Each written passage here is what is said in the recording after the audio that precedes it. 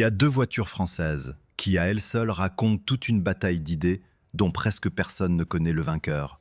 L'une fut adorée comme une œuvre d'art, photographiée par les magazines, choisie par les présidents et les stars de cinéma, célébrée par les philosophes comme un objet tombé du ciel. L'autre fut achetée par millions, chargée de valises et d'enfants, garée devant les supermarchés et les écoles, et regardée avec une affection un peu condescendante, comme on regarde un brave outil de tous les jours. La première s'appelait Citroën DS, la seconde Renault 16.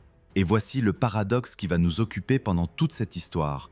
La voiture que tout le monde a admirée n'est pas celle qui a gagné la guerre. Celle qui a vraiment façonné l'automobile dans laquelle vous roulez aujourd'hui, celle dont l'invention se cache dans le moindre véhicule moderne du monde entier, c'est l'autre, la modeste, la pratique, celle que les esthètes regardaient de haut. Comment est-ce possible?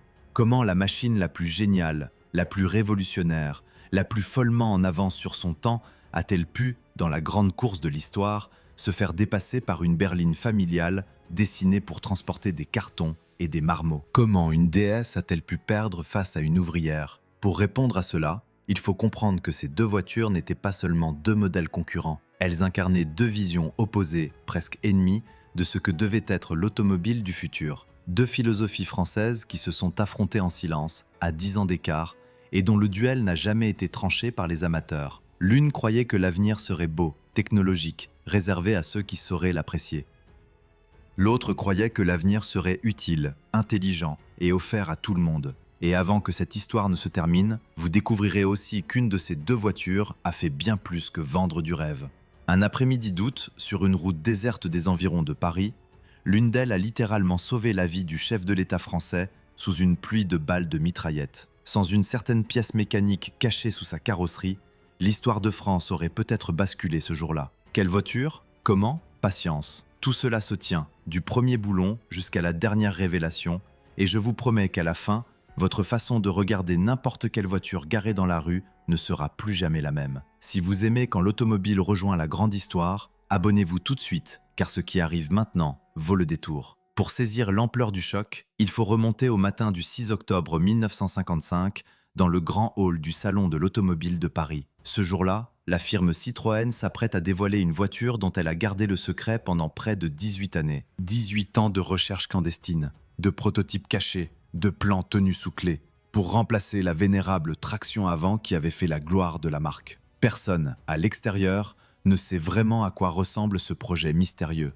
Et lorsque le voile tombe, ce qui apparaît sous les verrières du Grand Palais ne ressemble à rien de ce que l'humanité a vu rouler jusque-là. Voyez la scène, une foule compacte, des hommes en chapeau, des femmes en manteau d'automne, qui se figent net devant une carrosserie aux formes liquides, fuselée comme une goutte d'eau, basse, longue, sans la moindre arête agressive.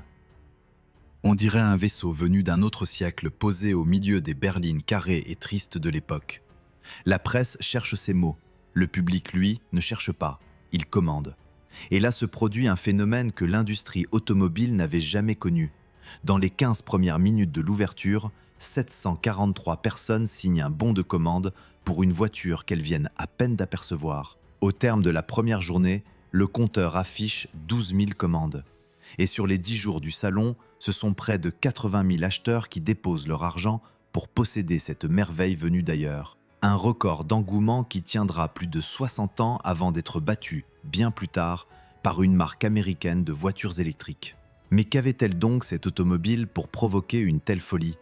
Tout, absolument tout en elle était nouveau. Là où les autres voitures rebondissaient sur les pavés et les nids de poules, elle semblait flotter, glisser au-dessus de la route comme par magie. Le secret tenait dans une invention proprement géniale, une suspension d'un genre totalement inédit, qui utilisait un mélange d'huile sous haute pression et de gaz pour maintenir la voiture à hauteur constante, quel que soit le poids transporté ou l'état du chemin. Cette merveille, appelée suspension hydropneumatique, faisait de la conduite une expérience presque irréelle, un confort que nul conducteur de l'époque n'avait jamais éprouvé.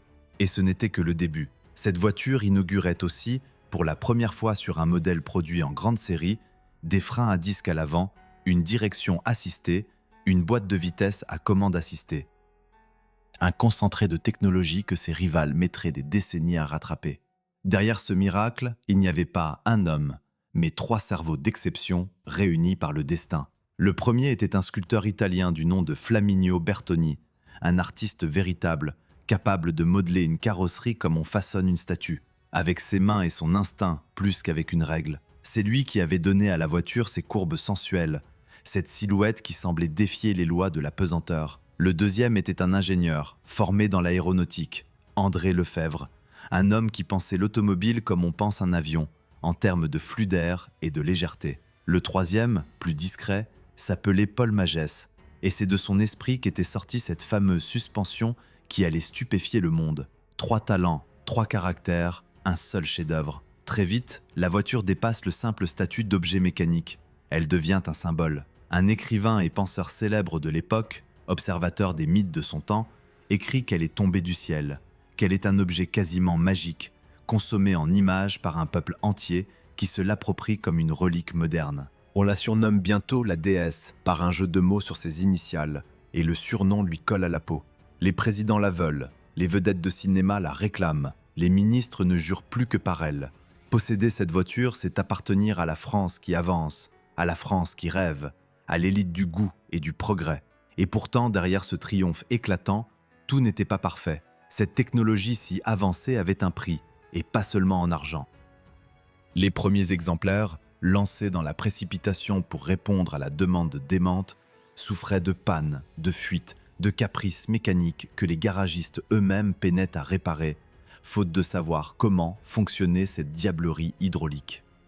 La déesse, en ses débuts, savait se montrer cruelle avec ses fidèles. Mais ce n'est pas là que se jouait sa vraie faiblesse. Sa vraie faiblesse, invisible encore en cette glorieuse année 1955, était ailleurs. Elle tenait à une question que personne, dans la foule émerveillée du Grand Palais, ne songeait à poser. Cette voiture sublime était faite pour être admirée. Mais était-elle faite pour la vie de tous les jours, pour les vraies familles, pour les vrais besoins du plus grand nombre? Et pendant que Paris s'extasiait devant sa déesse, à quelques kilomètres de là, dans les bureaux d'un autre constructeur, un homme rongeait son frein et préparait en silence une toute autre idée de l'avenir. Cet homme qui rongeait son frein, loin des projecteurs parisiens, portait un nom qui allait peser lourd dans l'industrie française. Pierre Dreyfus. Patron de la Régie Renault, c'était un dirigeant d'une espèce rare, mélange de fin stratège et de visionnaire social. Un homme qui croyait dur comme fer que l'automobile ne devait pas rester le privilège des élites, mais devenir le compagnon de chaque famille française. Or, en cette fin des années 50, Renault avait un problème humiliant. Une épine plantée dans son orgueil. La marque savait fabriquer d'excellentes petites voitures populaires, mais dès qu'il s'agissait de viser plus haut, de proposer une berline cossue, ambitieuse, capable de tenir tête au modèle bourgeois, c'était l'échec. La tentative précédente, une grande berline nommée Frégate, s'était soldée par une déconvenue amère, un naufrage commercial dont la régie gardait un souvenir cuisant. Comment accepter une telle blessure quand on dirige le fleuron industriel de la nation ? Comment laisser le terrain du haut de gamme aux autres, à Citroën et à sa déesse encensée, à Peugeot et à ses solides berlines bourgeoises? Dreyfus ne pouvait pas s'y résoudre. Dès 1958, dans le plus grand secret lui aussi, il lance un programme interne à l'appellation volontairement banale, le projet 114. L'objectif est clair et terriblement ambitieux. Créer une voiture de catégorie supérieure qui ne ressemblerait à aucune autre, qui prendrait tout le monde à contre-pied et qui laverait enfin l'affront de la Frégate. Mais attention, là où Citroën avait misé sur la prouesse technologique et la magie de l'ingénierie, Renault allait suivre un chemin radicalement différent, presque opposé dans son esprit. Car la grande idée de Dreyfus et de ses équipes n'était pas de fabriquer un bijou de technologie réservé aux connaisseurs. Leur grande idée, c'était de repenser entièrement l'usage de la voiture. À quoi sert vraiment une automobile familiale ? Que veut au fond le père ou la mère de famille qui économise pendant des années pour s'offrir un véhicule ? De la beauté peut-être, mais surtout de l'espace, de la souplesse, de la praticité au quotidien. Et c'est en partant de cette question si simple, si terre-à-terre, que les ingénieurs de la régie allaient accoucher d'une révolution dont les conséquences se font encore sentir aujourd'hui dans chaque parking du monde. L'homme à qui l'on confie la silhouette de cette voiture nouvelle est un jeune styliste de talent, Gaston Juchet, à peine âgé de 31 ans. Quel pari tout de même que de remettre l'avenir de toute une marque entre les mains d'un homme aussi jeune. Mais Juchet a du génie, et dès le mois de janvier 1962, il fige les grandes lignes d'une carrosserie qui va dérouter les habitudes. Là où toutes les berlines de l'époque arboraient sagement 3 volumes bien distincts, un capot, un habitacle, un coffre séparé, lui imagine une forme à 2 volumes, fluide, où l'arrière de la voiture descend en pente douce sans malle saillante. Une ligne que l'on jugerait presque banale aujourd'hui, tant elle est devenue universelle, mais qui, en ce début des années 60, ressemblait à une provocation. Et derrière cette silhouette inédite se cachait l'innovation maîtresse, celle qui allait tout changer. Au lieu d'un coffre fermé, séparé de l'habitacle comme dans toutes les voitures bourgeoises, la nouvelle Renault recevait à l'arrière une grande porte relevable, un haillon, qui s'ouvrait sur tout le volume intérieur. Le mot pour désigner cette configuration n'existait même pas encore vraiment dans le langage courant. On parlait maladroitement d'une voiture mi-berline, mi-break, un être hybride, à mi-chemin entre la familiale confortable et l'utilitaire pratique. Plus fort encore, à l'intérieur, la banquette arrière n'était pas un meuble figé, mais un dispositif modulable que l'on pouvait régler, coucher, déplacer selon les besoins, offrant jusqu'à 7 configurations différentes, depuis la voiture 4 places jusqu'au petit fourgon capable d'avaler des charges volumineuses. Qui avait jamais songé à offrir une telle liberté au conducteur ordinaire? Voyez-vous le renversement complet de philosophie? Là où la déesse de Citroën disait à son propriétaire « Admire-moi, contemple ma technologie, sens-toi privilégié de me posséder », la Renault disait tout autre chose. Elle disait « Sers-toi de moi, plie-moi à ta vie, charge-moi, transforme-moi, je suis à ton service ». L'une était une œuvre que l'on subissait avec bonheur, l'autre, un outil que l'on commandait à sa guise. L'une flattait l'ego, l'autre flattait l'intelligence pratique. Et cette différence, qui semblait n'être qu'une affaire de carrosserie et de banquette, était en réalité un affrontement profond entre 2 conceptions de la liberté. Mais Renault ne s'arrêta pas à l'astuce du haillon et des sièges. Sous le capot aussi, la firme allait frapper un grand coup, avec un moteur d'une modernité éclatante. Un bloc de 4 cylindres entièrement réalisé en aluminium, un matériau léger et noble que peu de constructeurs osaient employer à cette échelle, doté d'un circuit de refroidissement scellé qui le rendait fiable et facile à vivre. Ce moteur, baptisé du nom de Cléon Aluminium, était si bien né, si équilibré, si plein de promesses, que sa carrière allait dépasser de très loin la voiture pour laquelle il avait été conçu. Des constructeurs de voitures de sport prestigieuses viendraient bientôt le réclamer pour leur propre bolide, et on le retrouverait par exemple au cœur d'une petite anglaise survoltée signée Lotus, ou dans les berlinettes d'un certain fabricant français de voitures de course de Dieppe. Comment un simple moteur de berline familiale a-t-il pu séduire l'élite du sport automobile? Parce qu'il était, tout simplement, en avance sur son temps. Pour produire cette voiture pas comme les autres, Renault prit même une décision spectaculaire qui en disait long sur l'ampleur de ses ambitions. Plutôt que de la fabriquer dans ses usines existantes, la régie fit bâtir une usine flambant neuve, entièrement dédiée à ce seul modèle, sur la côte normande, à Sandouville, près du grand port du Havre. Construire une cathédrale industrielle complète pour une seule automobile, voilà qui ne se faisait pas tous les jours, et qui montrait à quel point Dreyfus jouait gros sur ce projet.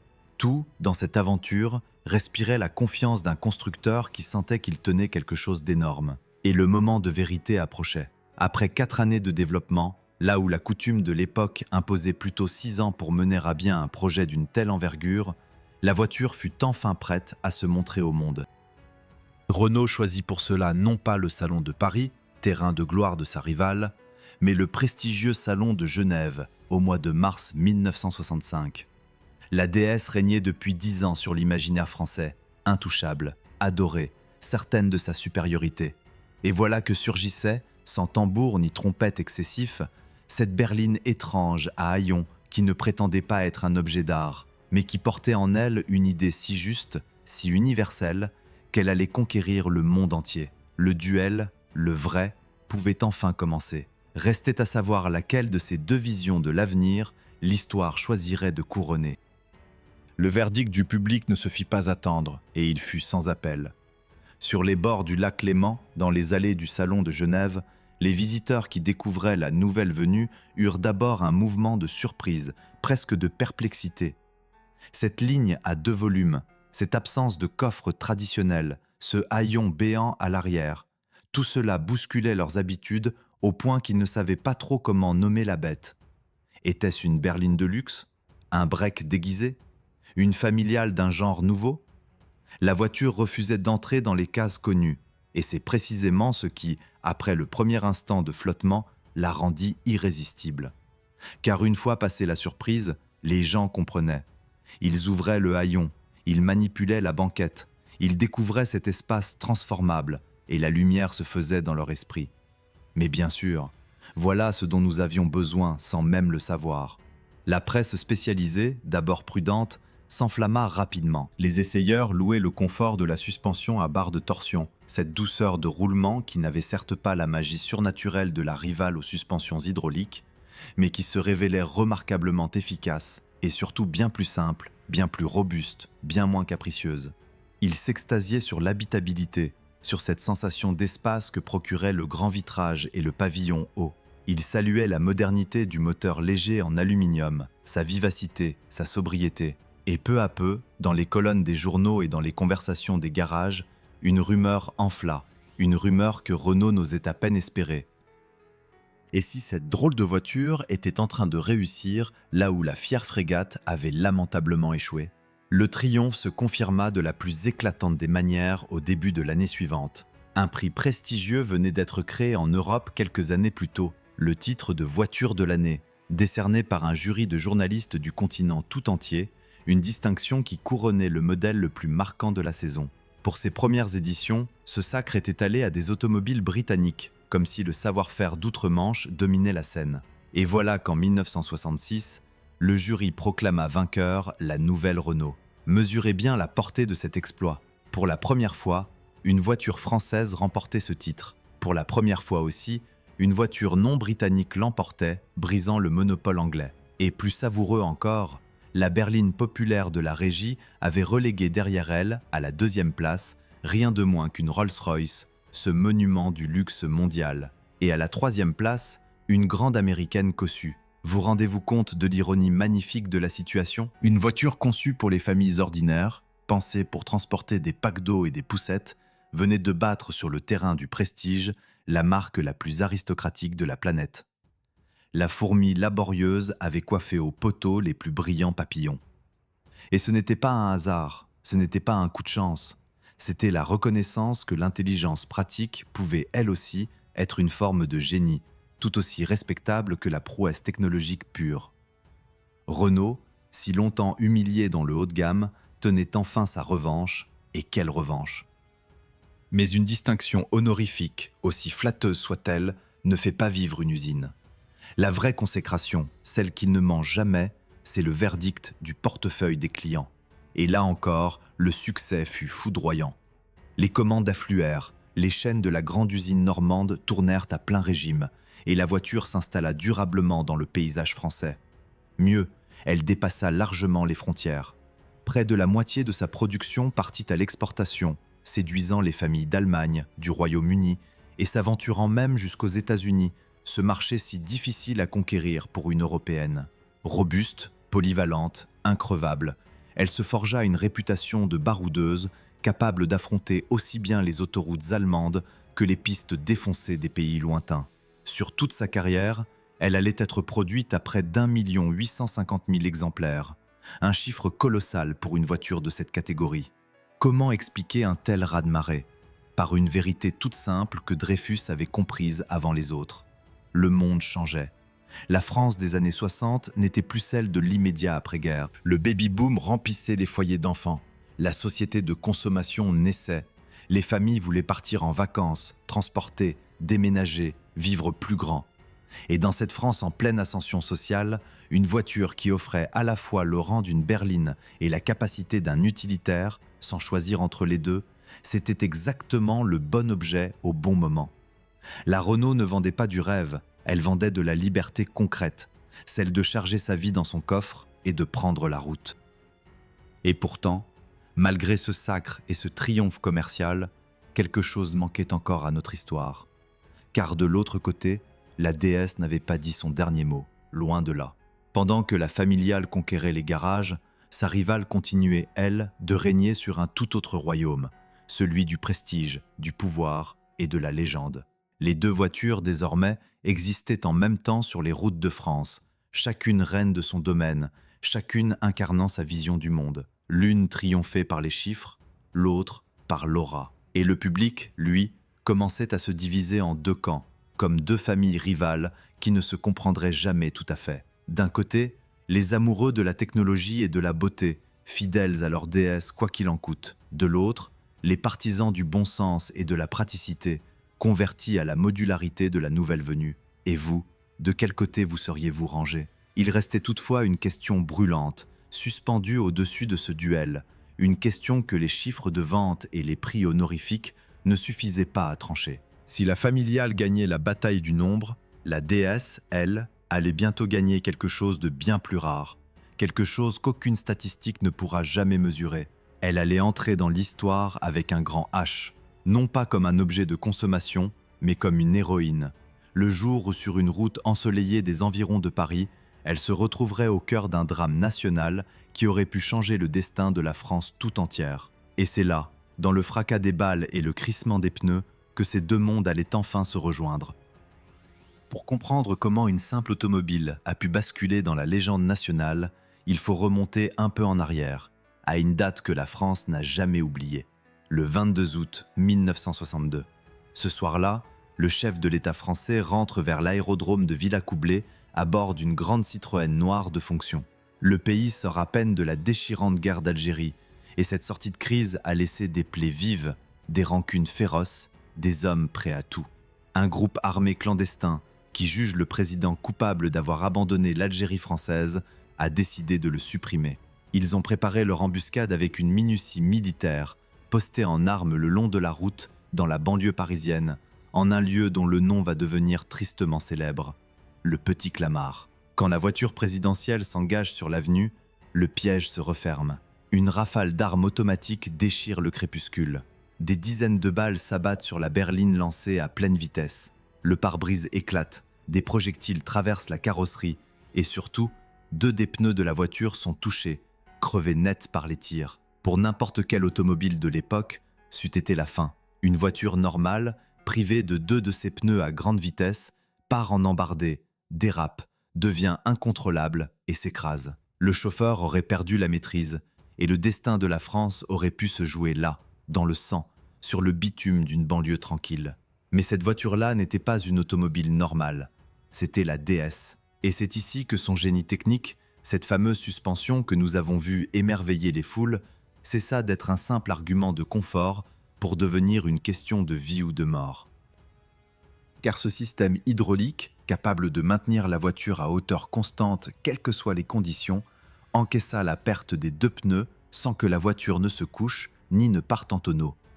La suspension compensa, l'assiette resta stable et le chauffeur, dans un sang-froid admirable, garda le contrôle et put accélérer pour arracher le président à la zone de tir. La voiture, criblée d'impacts, les roues à plat, fila pourtant comme une flèche loin des assassins. Le chef de l'État et son épouse en sortirent indemnes. Rendez-vous compte de ce qui s'est joué dans ces quelques secondes. Sans cette invention sortie de l'esprit de ces ingénieurs, sans cette mécanique d'avant-garde que les esthètes admiraient pour sa douceur, la France aurait probablement perdu son président ce jour-là. Une pièce de technologie automobile, conçue pour le plaisir de rouler, avait sauvé la tête de l'homme le plus important du pays. Comment, après un tel épisode, cette voiture aurait-elle pu rester un simple objet de transport? Elle devint une héroïne nationale, une légende vivante. On raconte que le président, marqué par ce sauvetage miraculeux, jura de ne plus jamais se déplacer dans une voiture d'une autre marque. La déesse n'avait pas seulement séduit les yeux, elle avait prouvé sa valeur dans le feu, au sens le plus littéral du terme. Et voilà toute la grandeur de l'un des deux camps de notre duel. Pendant que sa rivale familiale conquérait les cœurs par la raison et l'utilité, la déesse, elle, conquérait l'imaginaire par le panache et l'exploit.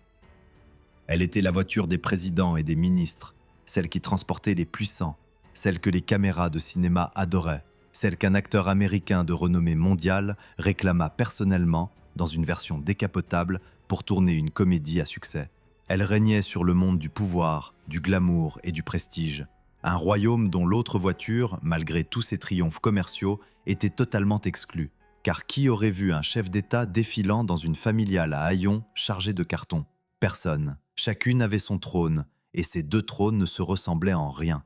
C'est là que le duel prend toute sa saveur, car il oppose deux formes de réussite presque incomparables. D'un côté, une voiture qui gagne par les chiffres, par les volumes de vente, par l'utilité offerte au plus grand nombre, une démocrate de la route. De l'autre, une voiture qui gagne par le prestige, par les symboles, par sa place dans la grande histoire, une aristocrate du bitume. Comment départager une championne du peuple et une favorite des rois? Comment dire laquelle est la plus grande quand elles ne jouent même pas dans la même cour, quand elles ne mesurent pas leur succès avec la même règle? Voilà le piège délicieux dans lequel se débattent encore aujourd'hui les passionnés d'automobiles françaises.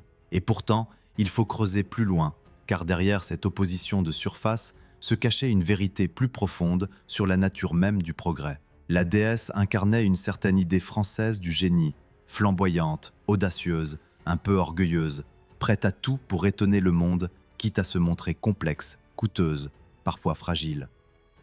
Elle était l'expression d'un pays qui voulait prouver, après les humiliations de la guerre, qu'il restait capable de prouesses éclatantes, qu'il pouvait encore éblouir l'univers entier avec son ingéniosité. C'était une voiture de fierté nationale autant que de transport. La familiale, elle, incarnait une autre idée du progrès, plus humble, mais peut-être plus puissante encore. Elle ne cherchait pas à éblouir, elle cherchait à servir. Elle ne disait pas « Regardez ce dont la France est capable ». Elle disait « Voici ce dont votre famille a besoin ».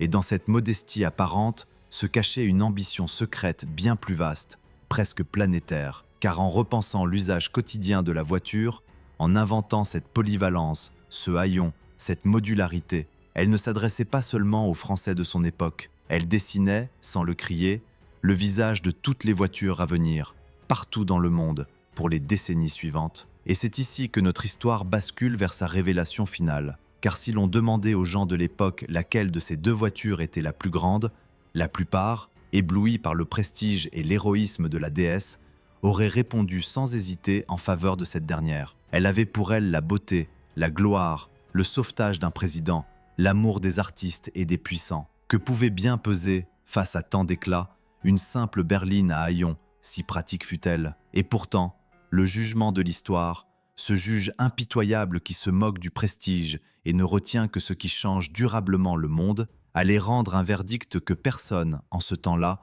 n'aurait osé prédire. Un verdict qui couronnerait non pas la favorite des rois, mais la championne du peuple. Restait à comprendre pourquoi, et c'est tout l'objet de ce qui nous attend. Ce verdict que personne n'osait prédire, le voici dans toute sa simplicité déconcertante. Pour le comprendre, posez-vous une question toute bête et regardez autour de vous la prochaine fois que vous marcherez dans une rue ou que vous traverserez un parking. Observez les voitures garées, les modèles d'aujourd'hui, ceux de toutes les marques, de toutes les nationalités, de toutes les gammes. Que voyez-vous? Des silhouettes à deux volumes, des haillons relevables à l'arrière, des banquettes que l'on rabat pour agrandir le coffre, des intérieurs modulables qui se transforment selon les besoins. Vous voyez en réalité des descendantes directes de la familiale française. Vous voyez partout, multipliée à l'infini, l'idée née dans les bureaux de la régie au début des années 60. Et nulle part, ou presque, vous ne voyez l'héritage de la déesse. Voilà le grand renversement, la révélation qui donne son sens à toute notre histoire. La voiture que les esthètes adoraient, celle qui sauva un président, celle qui fascinait les philosophes et les vedettes, fut un sommet, oui, mais un sommet solitaire, presque sans descendance. Sa technologie magnifique, sa suspension hydraulique géniale, était si complexe, si coûteuse, si liée au savoir-faire d'une seule marque, que personne, ou presque, ne chercha à la copier. Elle resta une exception sublime, un chef-d'œuvre unique que l'on admire dans les musées et les rassemblements de collections, mais qui n'a pas fait d'élève. Elle fut une fin en soi, une impasse glorieuse, tandis que la berline familiale, elle, fut un commencement. Elle ne fut pas la plus belle, ni la plus admirée, ni la plus héroïque, mais elle eut cette chose immense que sa rivale n'eut jamais, une postérité universelle. N'est-ce pas la plus belle leçon que puisse nous offrir l'automobile? Que la grandeur véritable ne se mesure pas toujours à l'éclat du moment, mais à la trace que l'on laisse dans le temps. La déesse brilla comme une étoile filante, éblouissante et inoubliable, mais éphémère dans son influence. La familiale, plus discrète, fut une graine, et de cette graine poussa la forêt entière de l'automobile moderne. Combien de génies flamboyants ont été oubliés quand de modestes inventeurs ont changé le monde sans bruit. L'histoire adore ce genre de pied de nez, et celui-ci est l'un des plus savoureux qu'elle nous ait offert. Mais qu'advint-il concrètement de nos deux héroïnes une fois leur duel installé dans la durée? La déesse poursuivit sa carrière avec panache pendant 20 ans, sans cesse raffinée, embellie, modernisée, jusqu'à recevoir au fil du temps des phares pivotants qui suivaient les virages, une autre de ses trouvailles d'avant-garde. Elle régna sur les cortèges officiels, transporta encore des présidents successifs, et lorsque sa production s'arrêta enfin, au milieu des années 70, après plus d'1,450,000 exemplaires, elle entra immédiatement et définitivement au panthéon des plus belles automobiles jamais créées. Aujourd'hui encore, elle reste l'une des voitures les plus recherchées des collectionneurs, l'une des rares à être exposée comme une véritable œuvre d'art, célébrée bien au-delà du cercle des passionnés de mécanique. Sa beauté n'a pas pris une ride, et c'est là sa victoire à elle, éternelle et incontestable. La familiale, de son côté, mena une carrière tout aussi longue et autrement plus prolifique. Pendant 15 années, elle remplit les routes de France et d'ailleurs, se déclina en version toujours plus puissante et mieux équipée, accompagna des millions de familles dans leurs vacances, leurs déménagements, leur vie quotidienne. Quand elle tira enfin sa révérence, au tournant des années 80, c'est près d'1,850,000 exemplaires qui avaient quitté la grande usine normande. Mais son véritable monument n'est pas dans ce chiffre, aussi impressionnant soit-il. Son véritable monument, c'est chaque voiture à haillons qui roule aujourd'hui sur la planète. C'est cette manière de concevoir l'automobile qu'elle a imposée au monde entier et qui ne l'a plus jamais quittée. Elle est morte, mais son idée est partout, immortelle, increvable. Et les hommes dans tout cela? Car derrière ces machines, il y eut des destins humains. Le patron visionnaire de la régie, celui qui avait lancé le pari fou de cette voiture pour laver l'humiliation passée, vit son intuition pleinement récompensée et resta dans les mémoires comme l'un des grands bâtisseurs de l'industrie automobile française.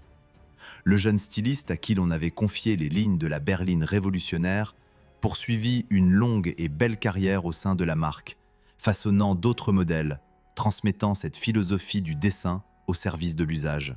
Quant au créateur de la déesse, le sculpteur génial qui lui avait donné ses courbes s'éteignit hélas dès le milieu des années 60, peu après le sacre de sa rivale, sans voir tout à fait jusqu'où irait le duel qu'il avait, sans le savoir, contribué à lancer. Sa ville natale lui consacre aujourd'hui un musée, juste hommage à un artiste qui sculptait dans la tôle, comme d'autres dans le marbre. Alors, au moment de refermer cette histoire, que faut-il retenir de ce duel français entre la déesse et l'ouvrière? Peut-être ceci, qui dépasse de loin la simple mécanique, que dans la vie comme dans l'industrie, il existe deux manières d'être grand. On peut être grand par l'éclat, par la beauté, par l'exploit qui éblouit ses contemporains et s'inscrit dans la légende. Et l'on peut être grand par l'idée juste, par l'invention modeste et universelle qui transforme silencieusement la vie de millions d'inconnus pour les générations à venir. La France eut la chance rare de produire à 10 ans d'intervalle ces deux formes de grandeur et de les voir s'affronter sur ses propres routes. Faut-il vraiment choisir entre les deux?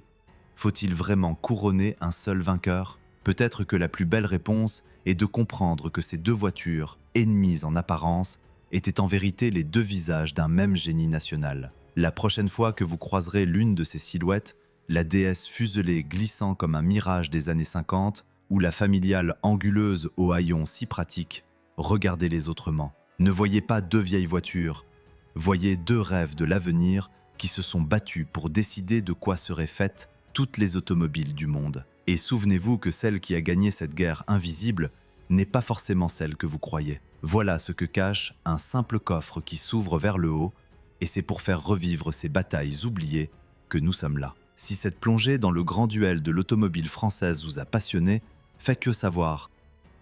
Laissez un pouce levé pour soutenir la chaîne.